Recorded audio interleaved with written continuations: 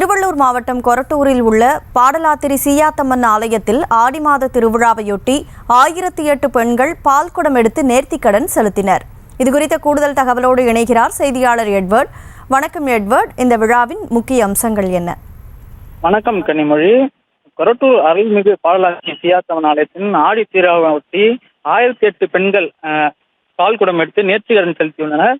இந்த பால்குட நேர்த்திக்கடன் ஊர்வலமானது முழுவதுமாக பெண்களால் நிரம்பி இந்த ரயில்வே சுரங்க பாதையே முழுவதுமாக பால்குடம் எடுத்த இந்த பெண்களால் நிரம்பியுள்ளது. கொரட்டூரில் மிகவும் பிரசித்தி பெற்ற அருள்மிகு பாடலாத்திரி சீயாத்தம்மன் அமைந்துள்ளது. ஆடி மாத 4ஆம் வாரமான இன்று அம்மனின் ஆடி திருவிழாவை ஒட்டி அம்மனின் தாய்வீடான கொரட்டூர் கருமாரியம்மன் ஆலயத்திலிருந்து 1008 குடங்களில் பெண்கள் பால் குடம் ஏந்தி சீயாத்தம்மன் ஆலயம் நோக்கி ஊர்வலமாக வந்தனர். மேலத்தாளம் முழங்க, மங்களவாத்தியங்கள் முழங்க ஊர்வலமாக வந்தனர்.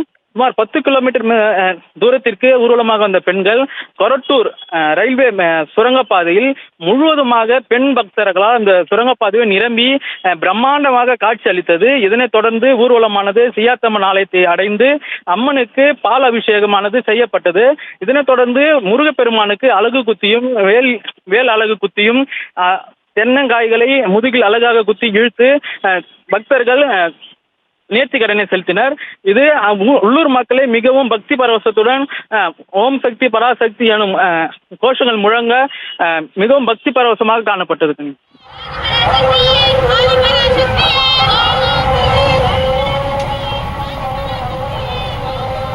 விவரங்களுக்கு நன்றி எட்வர்ட்.